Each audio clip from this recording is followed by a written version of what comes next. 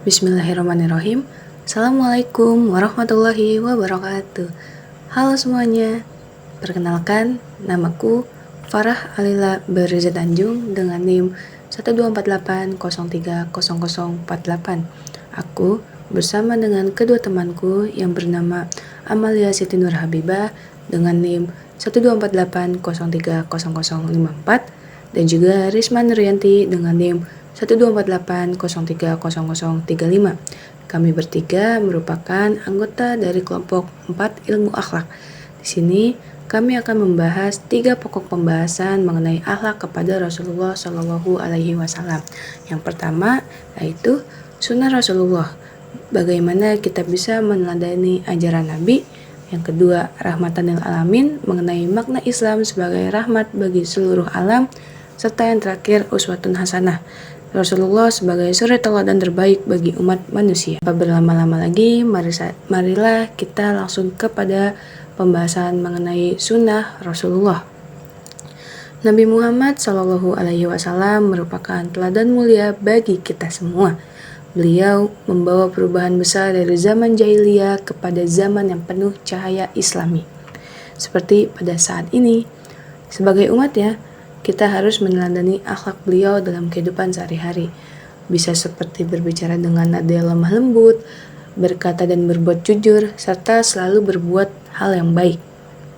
Sebagaimana perintah Allah dalam Quran Surat An-Nisa ayat 59 yang berbunyi, A'udzubillahi minasyaitonirrajim. Bismillahirrahmanirrahim. Ya ayyuhalladzina amanu ati'ullaha wa ati'ur rasula wa ulil amri minkum fa in tanaza'tum fi syai'in farudduhu ilallahi war rasuli in kuntum tu'minuna billahi wal yawmil akhir dzalika khairu wa ahsanu ta'wila. Yang artinya, wahai orang-orang yang beriman, taatilah Allah dan taati Rasul Muhammad dan ulil amri, pemegang kekuasaan di antara kamu. Kemudian jika kamu berbeda pendapat tentang sesuatu, maka kembalikanlah kepada Allah Al-Quran dan Rasul sunnahnya jika kamu beriman kepada Allah dan hari kemudian. Yang demikian itu lebih utama bagimu dan lebih baik akibatnya. Quran Surat An-Nisa ayat 59. Makna Surat An-Nisa ayat 59 ini ialah perintah untuk menaati Allah, Rasul, serta pemimpin ulul amri kita. Ayat ini juga memerintahkan umat Islam untuk kembali kepada Allah dan Rasulnya jika terjadi perselisihan di antara kita semua. Selain dalam dalil Al-Quran, terdapat pula dalam hadis yang berbunyi, Man ahya sunnati faqad ahabbani wa man ahabbani kana ma'i fil jannah. Yang artinya, barang siapa yang menghidupkan sunnahku, maka ia telah mencintaiku. Dan barang siapa yang telah mencintaiku, maka aku bersamanya di surga. Hadis riwayat At-Tirmizi. Dalam hadis tersebut dijelaskan bahwa makna menghidupkan sunnah Rasulullah yang artinya pentingnya kita untuk mengamalkan sunnah-sunnah Rasulullah, baik dari perkataan, perbuatan, serta kebiasaan beliau dalam kehidupan sehari-hari. Selain itu, cinta kepada Rasulullah. Dengan mengikuti sunnahnya, kita telah menunjukkan rasa cinta kita kepada Nabi, karena artinya kita meneladani dan menjalankan ajaran-ajarannya. Jaminan bersama di surga. Barang siapa yang mencintai dan mengamalkan sunnah Rasulullah, insya Allah akan mendapatkan kedekatan dengan beliau di surga kelak. Hal tersebut dapat menjadi motivasi untuk diri kita sendiri agar kita selalu menjalankan sunnah-sunnahnya. Kita juga akan mendapatkan pahala bila menghidupkan sunnah. Bukan cuma pahala karena mengamalkan, tetapi kita tetap menghidupkan sunnah di tengah orang-orang yang sudah mulai melupakannya. Kita akan mendapatkan pahala tambahan. Contoh menghidupkan sunnah seperti apa? Bisa dengan cara mengamalkan dalam kehidupan sehari-hari, menyebarkan kebaikan kepada orang lain, dan juga menjaga agar sunnah tersebut tidak disalahgunakan. Sunnah Nabi dikumpulkan dalam hadis dan juga dijadikan sumber hukum Islam kedua setelah Al-Quran.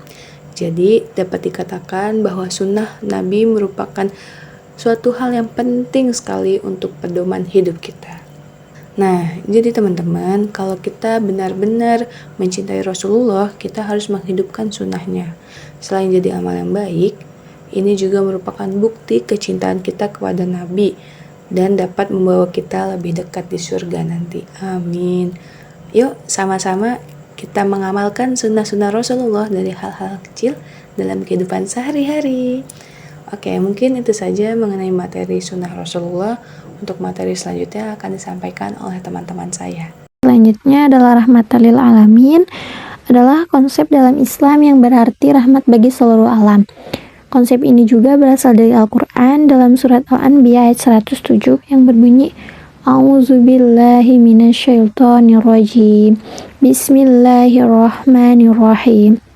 Wa ma arsalnaka illa rahmatan lil alamin. Dan kami tidak mengutus engkau Muhammad melainkan sebagai rahmat bagi seluruh alam. Konsep ini menegaskan bahwa ajaran Islam yang dibawa oleh Nabi Muhammad SAW bukan hanya untuk umat Islam saja, tetapi juga membawa kebaikan dan kasih sayang bagi seluruh makhluk termasuk manusia, hewan, dan alam semesta. Rahmatan lil alamin juga esensi Islam yang mengajarkan bahwa Islam hadir sebagai rahmat dan sumber kebaikan bagi seluruh makhluk di dunia. Nah, terus apa sih maknanya dari surat Al-Anbiya tersebut? Nah, makna dari ayat tersebut, Rasulullah sebagai rahmat ayat ini menegaskan bahwa diutusnya Nabi Muhammad SAW adalah bentuk kasih sayang Allah bagi seluruh makhluk, baik manusia maupun jin, bahkan alam semesta. Rahmat ini juga mencakup petunjuk menuju jalan kebenaran, penyempurnaan akhlak, serta kedamaian dan keadilan dalam kehidupan. Konsep rahmatan lil alamin ini bisa diimplementasikan dalam kehidupan sehari-hari. Nah, yang pertama ada kasih sayang terhadap sesama. Umat Islam diharapkan untuk menunjukkan kasih sayang kepada sesama, termasuk tetangga, teman, dan bahkan musuh.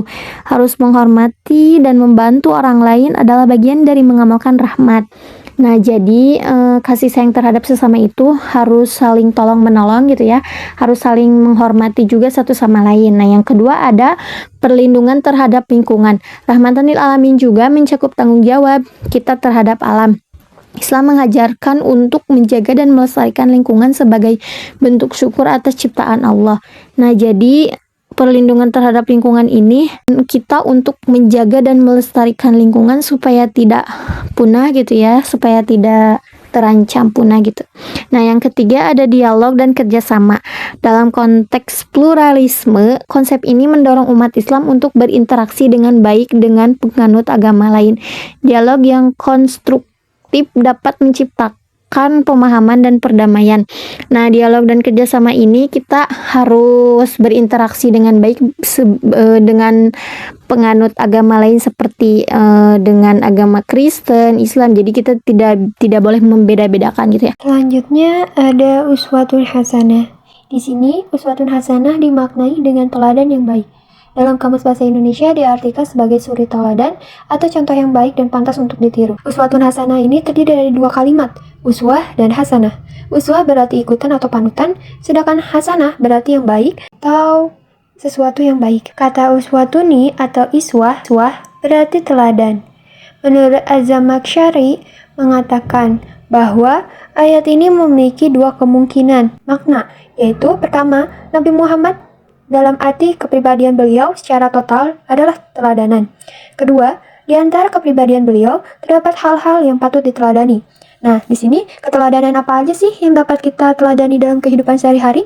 Yang pertama ada jujur.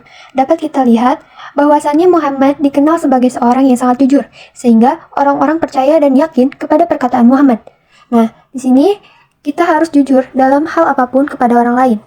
Ada menghormati orang lain. Dapat kita amati bahwasannya Muhammad sangat menghormati orang lain tanpa melihat latar belakang seperti ras, agama, dan lain-lain. Nah, di sini kita harus mencontoh.